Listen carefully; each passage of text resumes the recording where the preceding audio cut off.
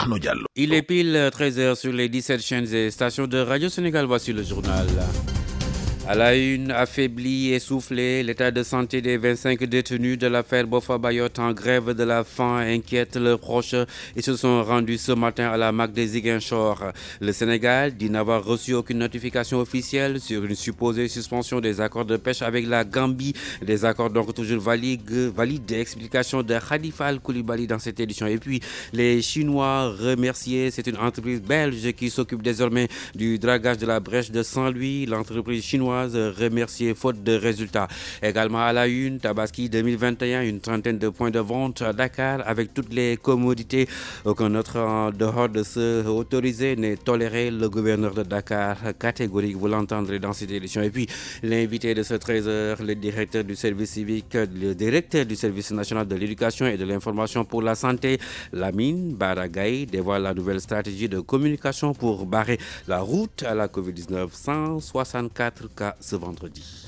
Radio Sénégal, l'info en toute responsabilité. Thierno Diallo. Céline Diop à la technique. Mesdames et messieurs, bonjour. Sachez tout d'abord que 76 étudiants sont convoqués pour les violences du 14 juin dernier à l'UQAD et non 250 comme annoncé. Toutefois, les investigations se poursuivent afin d'identifier toutes les personnes impliquées dans ces événements. Les étudiants sont pour l'essentiel des facultés donc de lettres et de droit. Info que nous tenons du directeur des affaires pédagogiques, Haroun Tala. Nous y reviendrons dans nos prochaines éditions. Ziguinchor, les 25 détenus dans l'affaire de Boffa Bayotte maintiennent leur grève de la faim, mais leur essoufflement se ressent. Leurs proches leur ont rendu visite ce vendredi. Ils s'inquiètent quant à leur état de santé, nous dit Younous Diédiou. Ce vendredi matin, les familles des 25 détenus de l'affaire de la tuerie de la forêt des Bayottes sont venues à la maison d'arrêt de correction de Ziguinchor sans quérir des nouvelles de leurs proches qui ont entamé une grève de la faim depuis le mercredi pour dénoncer leur longue détention et exiger un procès juste et équitable. Et pour leurs proches, les grévistes commencent à s'essouffler. Diara Sane habite Toubacouta. J'ai mes deux frères en prison. Tous les deux observent la grève de la faim depuis 3 jours maintenant. Ils sont très fatigués. Je suis allée leur rendre visite, mais malheureusement, je n'ai pas pu les voir. C'est mon cousin qui est venu m'informer de la situation. Ils sont vraiment fatigués et c'est une situation très difficile. Nous avons très peur pour leur état de santé. C'est en pleurs que Oret Sagna, Bassène, épouse de René Capin Bassène, est sortie de la MAC de Ziguinchor.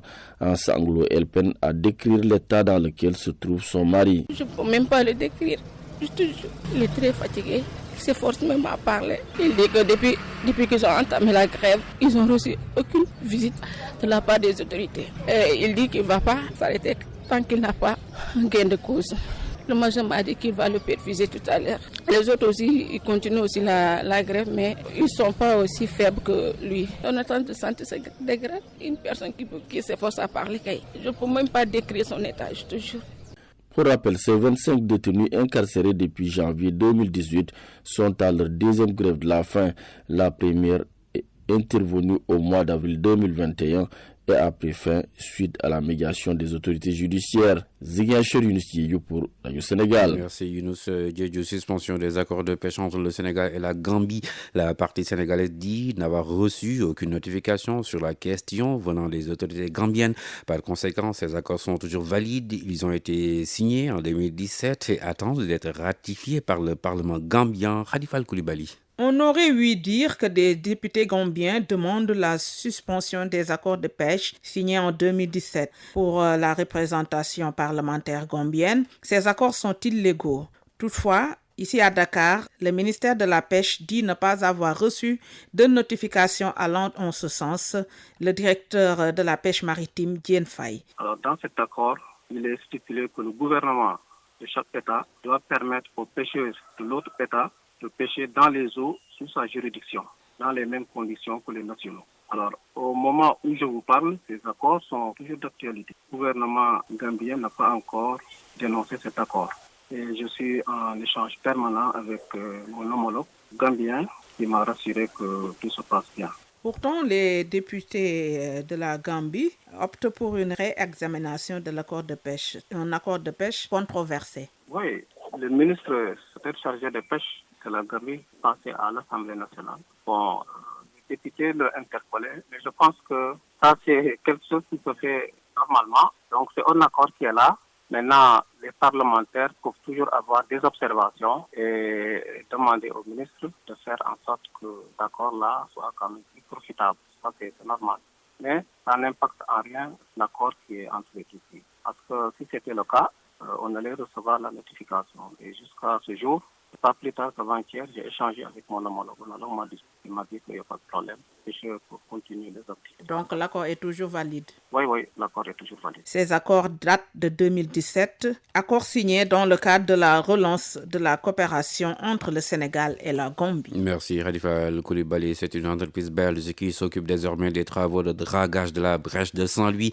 L'entreprise chinoise qui s'en occupait a été remerciée faute de résultats. Explication du directeur général de l'Agence nationale des affaires maritimes, Achille Gueye, avec Khalifa Koulibaly. Pour la brèche de Saint-Louis, il faut noter que le contrat qui avait été initialement signé avec l'entreprise tchèque China Engineering Company a été résilié pour manquement multiple noté avec cette entreprise et les travaux ont été arrêtés du fait des 10 manquements.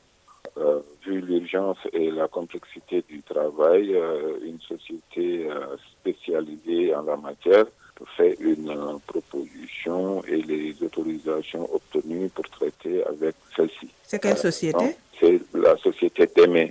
DEME, c'est une société belge qui est connue du monde entier en matière de dragage. Donc c'est celle-là qui va faire les travaux. Et la procédure est lancée et bientôt le chantier devra redémarrer.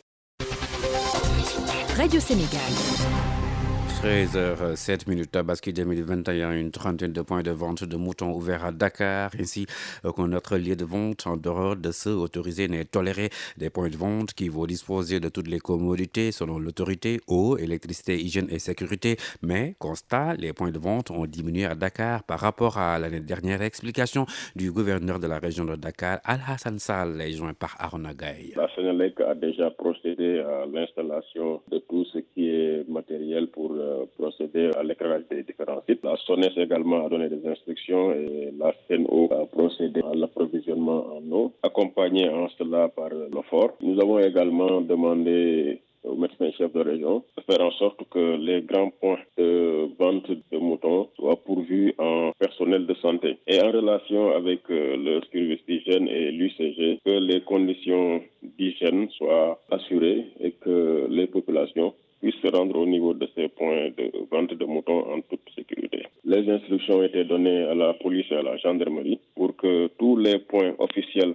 de vente de moutons soient sécurisés. Par rapport au nombre de points de vente cette année, ils sont au nombre de combien? Le nombre tourne autour de 35. D'ailleurs, 33, parce qu'il y a eu quelques difficultés au niveau d'autres points qui devaient être ouverts. Finalement, nous nous sommes limités à 33 points officiels de vente de moutons dans la région de Dakar. Parce que tout simplement, avec les travaux du BRT, il n'a pas été possible d'ouvrir les points qui habituellement l'étaient au niveau du corridor du BRT. Ce qui explique vraiment la baisse de points de vente, mais ce n'est pas une baisse aussi importante que cela. Mais également, vous allez veiller sur l'anarchie, je veux dire, ces points de vente entre guillemets sauvages, il n'y en aura pas à Dakar? Pour ça, vraiment, nous avons demandé aux services de l'élevage de veiller, ainsi que les services de sécurité.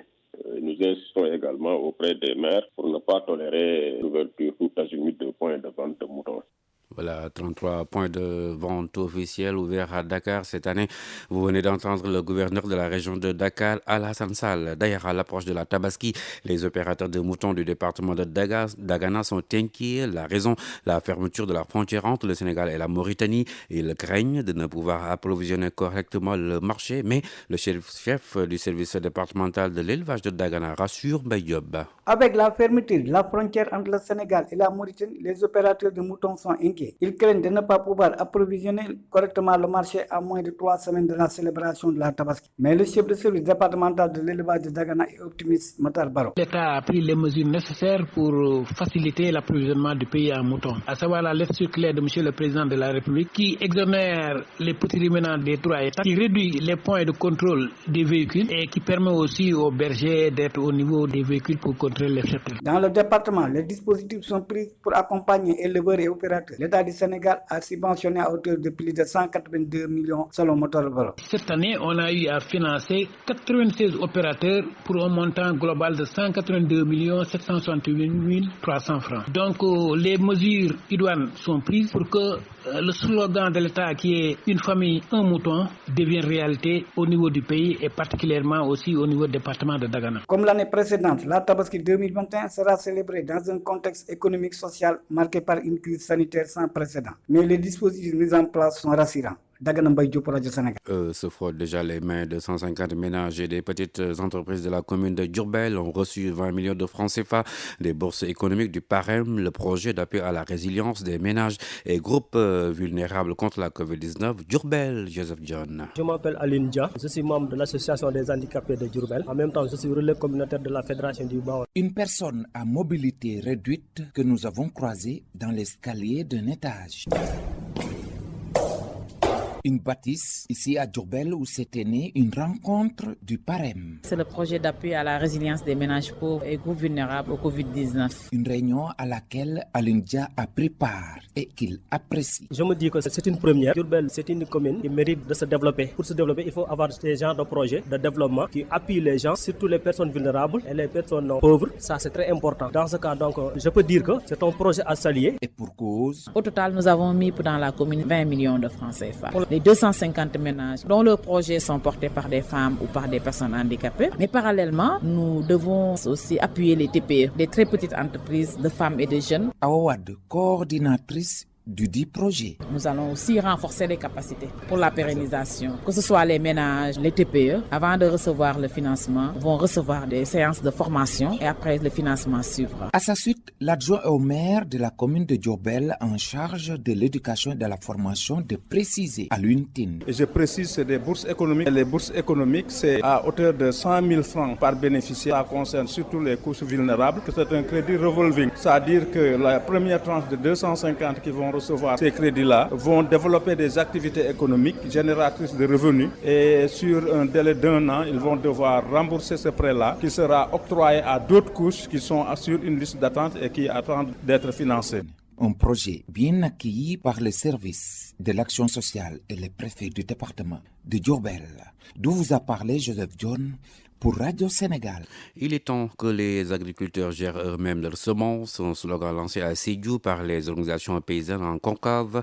Un conclave qui apporte sur la promotion des droits des agriculteurs et sur la vulgarisation du traité international sur les ressources phytogénétiques et agricoles. Sédhiou, Cheikh Tidiane Diédhiou. La gestion des semences paysannes par les agriculteurs est loin d'être conforme à la législation en vigueur dans notre pays. Le professeur de droit de l'environnement, Papa Maïssa Dia, de l'université Gaston Berger de Saint-Louis, revient sur quelques éléments de ce droit comparé au niveau international. La législation nationale criminalise l'utilisation des semences paysannes et presque toutes les réglementations semencières de l'Afrique de l'Ouest. Le traité international sur les ressources phytogénétiques pour l'alimentation et l'agriculture, le TIRPA de la FAO, reconnaît en son article 9 le droit des paysans et le droit pour les paysans d'utiliser leurs semences. Sous la pression de lobby, mais nos pays n'arrivent pas à opérationnaliser cette réglementation internationale qui est le TIRPA. Les agriculteurs, eux, estiment qu'il est temps de changer cette législation. Elle constituerait un frein à l'autonomisation des paysans. Lamine Biaye est le président de l'association sénégalaise des semences paysannes. Il y a des États qui ont reconnu les deux paramètres, semences de catalogue officiel et semences de catalogue non officiel qui est paysan. Pour nous, le producteur qui dit qu'il n'a pas de semences en ce mois de mai et de juin, il n'est pas producteur paysan. La femme gestionnaire et productrice de semences devrait être au centre du dispositif de lutte. C'est toute la conviction de Mariama Sonko, présidente du mouvement panafricain Nous sommes la solution. La femme qui est reconnue gardienne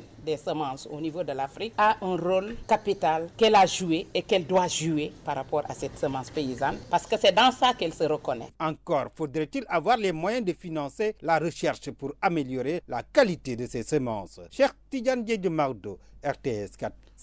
Cher Tidiane Diédhiou, la courbe des cas de Covid-19 toujours ascendante, 164 nouveaux cas aujourd'hui sur 2210 tests réalisés, 64 cas contacts donc et 64 contacts et 100 de type communautaire, de décès enregistrés hier et 11 cas graves en réanimation.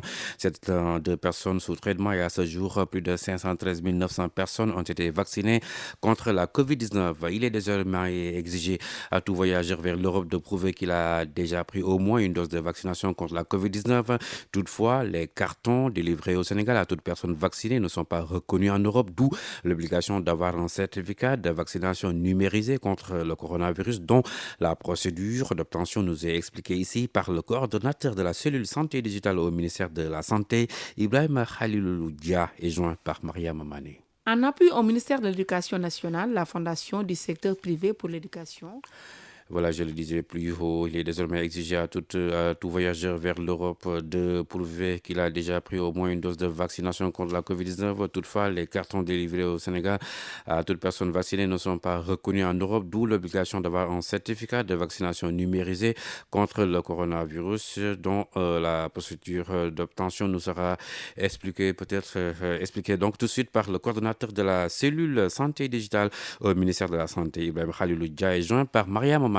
Aujourd'hui, pour voyager, les pays occidentaux demandent à ce que les voyageurs démontrent et prouvent leur état de vaccination contre la Covid-19. Et malheureusement, les cartons que nous faisons ne sont pas souvent reconnus par les pays occidentaux. Donc ce carton-là, il est utilisé pour pouvoir aller vers le certificat numérique de vaccination. Alors l'intérêt, c'est que pour demander un visa, il va falloir démontrer que vous êtes vacciné. Pour acheter un billet d'avion, il faudra démontrer que vous êtes vacciné. Même en Europe, pour entrer dans certains lieux, il va falloir prouver l'état de vaccination. C'est un certificat qui est extrêmement sûr et qui va le rester pendant longtemps encore. Est-ce que le Sénégal est dans les dispositions de digitaliser les cartes de vaccination? Toute personne vaccinée peut avoir accès à son certificat de vaccination, que vous ayez pris une dose ou deux. Mais pour cela, vous devez envoyer votre carton de vaccination recto verso signé et avec le cachet de la structure qui vous a vacciné, plus une pièce d'identification que vous devez également scanner et nous envoyer, plus maintenant une adresse électronique. Parce que nous vous envoyons dans votre boîte mail vos informations confidentielles de vaccination. Maintenant, c'est à vous de voir si vous voulez le certificat en format papier, de nous renvoyer en capture d'écran les traces électroniques de votre vaccination. Ainsi, nous, on prend cette capture d'écran, on met dans le format adéquat et on le met sous format PDF que nous vous envoyons, que vous pouvez imprimer.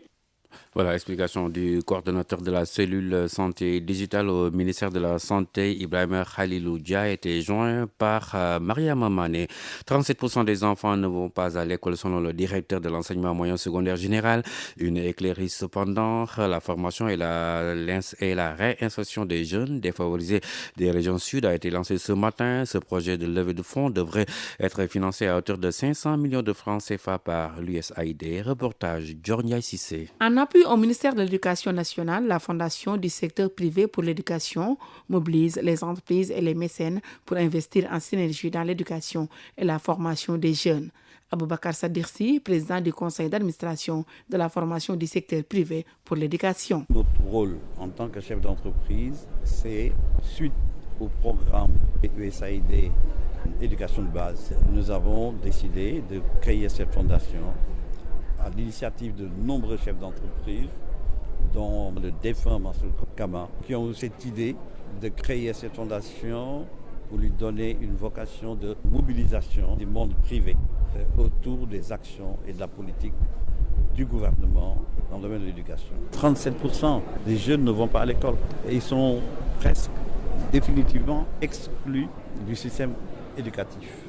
Et nous accompagnons un projet avec l'USAID qui s'appelle un projet Passerelle, qui a pour objectif de former plus de 5000 jeunes. Le directeur de l'enseignement moyen secondaire et général, le ministère de l'Éducation nationale, approuve cette initiative qui mettra à l'abri plusieurs enfants de l'ignorance et de la précarité. Pape Kandji. C'est une importante activité qui consiste à un lancement d'une campagne de levée de fonds à hauteur de à peu près 500 millions de francs CFA destinés aux enfants du sud du Sénégal. C'est une activité extrêmement importante et là nous tenons à féliciter la fondation du secteur privé et les partenaires. À l'horizon 2023, cette initiative devrait permettre à 5000 jeunes d'avoir accès à l'éducation à travers la mise en œuvre d'alternatives éducatives telles que les daara communautaires, les classes passerelles et la préparation à l'entrepreneuriat et la formation au métier. Le monde bouge et vous devez le savoir. C'est pourquoi Radio Sénégal vous tient informé des faits, gestes et paroles qui impactent la marche du monde. C'est géo, c'est politique et c'est international. Le président nigérien Mohamed Bazoum consacre sa première sortie à la région de Difa en proie à l'insécurité. Après avoir rendu visite donc aux soldats, il doit se rendre ce vendredi dans le village de Baroua où les populations ont abandonné depuis 6 ans le village à cause des attaques répétées de Boko Haram. Au Tchad, Info RFI, le torchon qui brûle entre le pouvoir de transition et la commission de l'UA, l'Union africaine, depuis la nomination de notre compatriote Ibrahim Fall au poste de haut représentant de l'UA pour accompagner la transition. Une nomination dont le Conseil militaire de transition installé le 20 avril dernier ne veut pas entendre parler. Cette crise qui couvait depuis sa nomination en juin dernier vient d'éclater au grand jour selon RFI avec l'annonce d'une visite à N'Djamena rejetée par les autorités de transition. Enfin, en Afghanistan, l'ensemble des troupes américaines et de l'OTAN ont quitté la base aérienne de Bagram. C'est ce qu'a annoncé ce vendredi un responsable de la défense américaine, ajoutant que le retrait de la totalité des forces étrangères présentes en Afghanistan est imminent. La base de Bagram a été officiellement restituée aux forces gouvernementales ce vendredi. Radio Sénégal, les sports. Bonjour Benoît. Bonjour Tierno Diallo. Le handi basket sénégalais organise cet après-midi sa 25e finale de championnat national. Un record en Afrique noire surtout selon le président de la Fédération sénégalaise de handi sport. L'affiche de cet après-midi n'est pas inédite entre deux habitués, Dakar Plateau et Pikine handi basket. À Marius Ndiaye, Santé Agne nous en dit plus. C'est un exploit et un record en Afrique noire. Et je peux même dire en Afrique. Parce qu'il n'y a pas de championnat handi basket en Afrique. Il existe des tournois, mais de championnat national, nous sommes les seuls encore à le faire. C'est dû d'abord, sans doute, au fait que le Sénégal est un pays de basket, aussi bien pour les valides que pour les handicapés. Tout le monde aime le basket. C'est dû au fait aussi que de toutes les activités handisport, le basket est l'activité la plus courue par les personnes handicapées. C'est dû au fait aussi que depuis longtemps, nous avons opté pour le type d'organisation par club. Il y aura les meilleures équipes de handisport.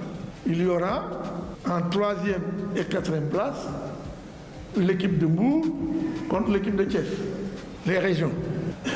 Et en 2e, une finale qui n'est pas inédite parce que c'est les 5 dernières années, c'est les mêmes qui se rencontrent. Parce que c'est les meilleurs. C'est l'équipe du Plateau et l'équipe de Pikine Basket Club. Nous espérons simplement que la finale sera belle. Parce que malgré tous nos efforts, il reste beaucoup pour l'attachement du public à la pratique du sport pour personnes handicapées. Mais croyez-moi, l'entrée est libre et gratuite pour que le public sénégalais puisse venir assister. Mais pour le basket, objectivement, nous pouvons remercier encore une fois la Fondation et espérer vraiment que ces activités durent longtemps pour le plaisir et pour le profit des petites fédérations comme les nôtres. Voilà, c'était Santi Agne, le président de la Fédération sénégalaise de handisport, au cours d'envoi de la finale du championnat national de handi basket de saison 2020-2021. C'était après-midi à partir de 16h au stadium Marius Ndiaye de Dakar. Les détenteurs du trophée Pikine handi basket croisent Dakar Plateau. L'entrée est libre et gratuite. Tierno Diallo. Le match phare des quarts de finale de l'Euro 2020 de football se joue ce soir à Munich, en Allemagne. Un choc entre deux favoris au titre, la Belgique et l'Italie. Une finale avant la lettre donc à l'Alliance Arena de Munich à partir de 19h. Une bonne organisation tactique sera déterminante selon notre consultant technicien du football, Cheikh Bitey, que je propose d'écouter. Ces deux favoris qui ont chacun un gros potentiel pour le sacre, ça c'est clair. Maintenant, je pense qu'on doit être arrivé à un match à allure de finale parce que déjà c'est une équipe d'Italie remodelée qui n'est plus cette Italie uniquement réaliste basée sur une défense cadenassée pour l'exploitation d'une opportunité, mais plutôt une équipe joueuse, solide, capable d'être offensive, mais surtout équilibrée sur toutes les lignes avec des talents qui peuvent relever tous les défis. Mais en face, on a aussi une grande équipe de Belgique qui tient très bien son rang avec de la qualité et qui autorise aussi à rêver un premier euro parce que la Belgique n'est pas encore sur le palmarès de l'euro. L'Italie, depuis 68, il n'a pas connu ce sacre, donc c'est dire que c'est vraiment la grande finale. Maintenant, on peut aller vers un match qui peut faire passer par toutes les émotions parce que tellement il y a de la qualité, mais je crois que la clé dans des matchs comme ça, ce sera surtout au niveau de la récupération et dans l'organisation. Et dans l'autre quart de finale, est-ce que la Suisse a de réelles chances de sortir cette équipe espagnole après un gros match contre la France? La condition sera que la Suisse puisse revenir avec ce même niveau de jeu. S'ils sont capables de revenir avec ce même niveau de jeu, non seulement on aura un match qui certainement sera plus alléchant même que Belgique-Italie, mais on aura un match où vraiment il y aura une maîtrise collective des deux côtés, où il y aura des buts, où également chaque équipe aura la possibilité de rêver au sacre. Voilà, c'était Cheikh Bitey, notre consultant technicien du football, à suivre les premiers quarts de finale de l'Euro 2020 à 16h Suisse-Espagne à Saint-Pétersbourg et à 19h le choc Belgique-Italie à Munich. Les autres quarts de finale se disputent demain samedi. Restons en Europe avec cette information. C'est fini entre Toni Kroos et l'équipe d'Allemagne. Le milieu de terrain du Real Madrid, 31 ans, l'a annoncé ce matin. Toni Kroos aurait aimé atteindre les 109 sélections avec la Mannschaft en atteignant la finale de l'Euro, le seul titre qui manque à son palmarès. Mais l'Allemagne, vous le savez, Tierno, a été éliminée en huitième de finale de cette présente édition de l'Euro de football Copa América.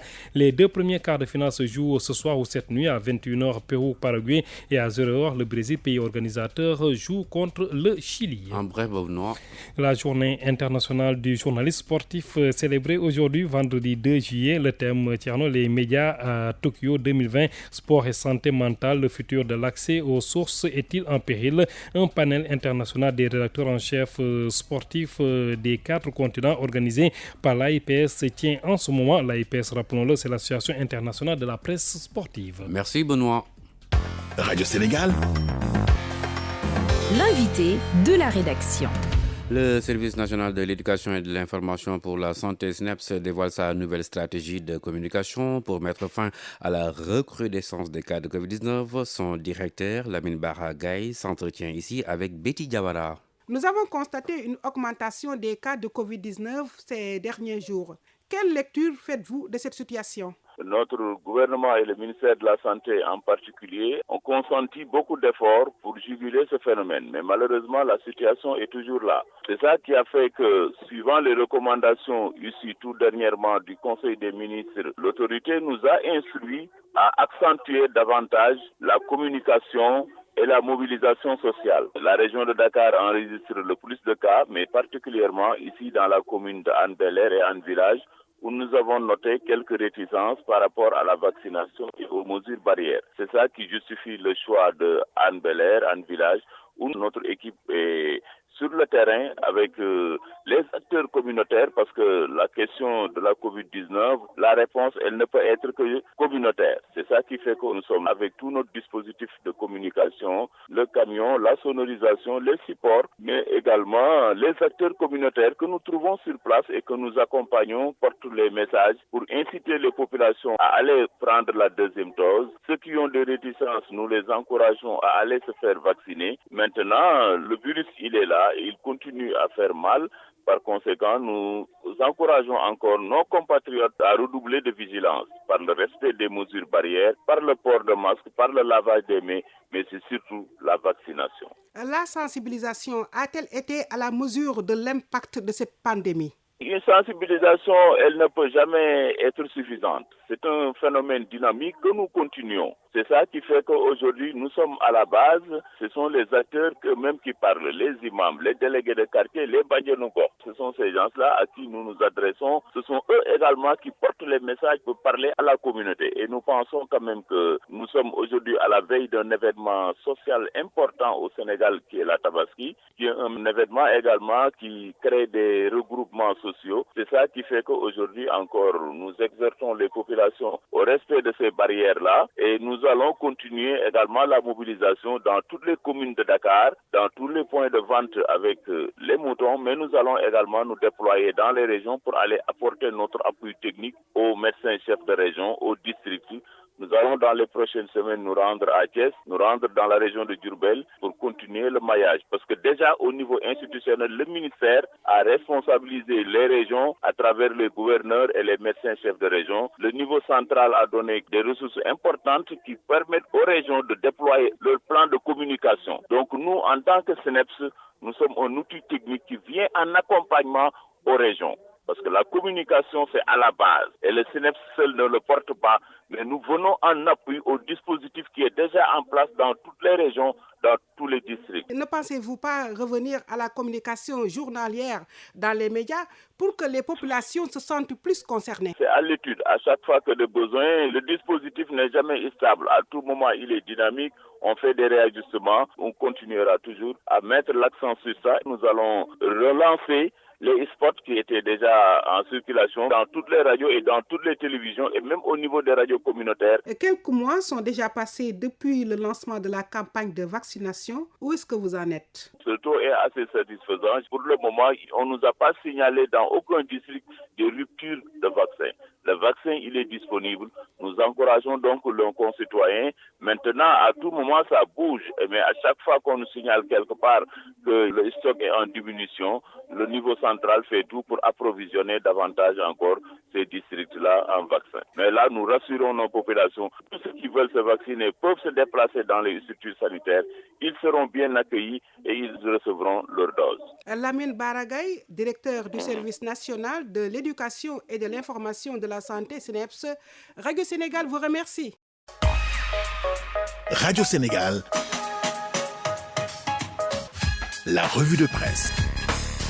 Marianne Kangou-Sangor. Covid-19, alerte de l'OMS sur la situation en Afrique, le nombre de cas augmente à un rythme alarmant. Ce qui se passe selon l'Organisation mondiale de la santé, c'est que le continent africain est en train de vivre silencieusement une troisième vague de Covid-19. Dans l'AS, on nous signale que le nombre de cas dépasse tous les pics précédents et de nouveaux variants comme Delta se propagent plus rapidement. Le variant Delta, découvert pour la première fois en Inde, a été signalé dans 16 pays africains, nous informe Libération, qui précise qu'il s'agit du variant le plus contagieux à ce jour. En tout cas, le quotidien, la COVID-19 est en train d'exploser en Afrique après une baisse assez longue. Analysant cette situation, les experts de l'OMS en déduisent que le nombre de cas en Afrique double toutes les 3 semaines. Dans le quotidien, on nous apprend qu'hier, au Sénégal, 2 décès dus à la COVID-19 ont été enregistrés et sur 135 nouvelles contaminations, il y a eu 61 cas contacts et 74 cas communautaires. La région de Dakar reste une zone rouge. Installation du nouveau haut commandant de la gendarmerie nationale, le général Moussa Fall promet une gendarmerie professionnelle et promet également de veiller sur la stabilité du pays. Dans 24 heures, le général laisse entendre que sans ordre républicain, il n'y a ni sécurité ni liberté. Et cet ordre, dit-il, ce sont les forces de défense et de sécurité qui l'assurent. Dans Source A, on nous informe que le nouveau patron de la maréchaussée s'est également engagé à intégrer plus de femmes au sein de l'institution, mais aussi à s'attaquer aux violences urbaines et rurales, aux voleurs de bétail, à la coupe illicite de bois, à l'extrémisme violent, à la criminalité transfrontalière et à la cybercriminalité. D'après Sucré Salé, le successeur de Jean Baptistine veut bâtir une gendarmerie ancrée dans les valeurs républicaines. Dans la tasse au quotidien, il note que le général souhaite davantage d'attention aux particuliers, mais aussi de respect aux institutions. Pour conclure, Sucré Salé note que le nouveau haut commandant de la gendarmerie ne rit pas, mais il ne veut pas aussi être un général de la division des rangs. Loi sur la déclaration de patrimoine, plusieurs obstacles comptabilisés. C'est le titre de Réumi Quotidien. Mais pourquoi ça coince toujours, se demande Réveil quotidien. D'après Seynabou Ndiaye Diakhaté, présidente de l'Office national de lutte contre la fraude et la corruption, il y a beaucoup de manquements liés à l'application de la loi relative à la déclaration de patrimoine. Et dans le journal, elle avance que ces manquements seraient liés à une mauvaise interprétation de la loi. Dans l'Observateur, la présidente de l'OFNAC révèle qu'à ce jour, sur 1247 personnes qui doivent faire leur déclaration de patrimoine, seulement 788 déclarations d'entrée ont été notées et 150 déclarations de sortie. Assemblée nationale, une pétition est lancée pour la démission du ministre de la Justice. D'après le quotidien L'Info, les députés de l'opposition se sont sentis offensés par le garde des Sceaux. Ne décolèrent pas contre ses propos, les qualifiant quasiment d'âne. Cheikh Abdou Mbacké Bara Dolly, président du groupe parlementaire de l'opposition, et ses collègues veulent faire débarquer Maître Malick Sall. Et à la date d'hier, nous signale le journal Alerte, la pétition avait enregistré pas moins de 15 signatures. Le rappel de la une, affaibli, essoufflé, mal en point, l'état de santé des 25 détenus de l'affaire Boffa Bayotte en grève de la faim inquiète leurs proches. Ils se sont rendus ce matin à la Merc de Ziguinchor. Ils sont tous sortis en sanglots. Et puis le Sénégal dit n'avoir reçu aucune notification officielle sur une supposée suspension des accords de pêche avec la Gambie. Des accords donc toujours valides. Journal réalisé par Papa Malinda, Mohamed Khadafi Diakhaté, à la technique Céline Diop, Marie-Claire Seno, CDMO Marceau, coordination Arona Gaï, Demba Malik Mbodj. Merci d'avoir suivi.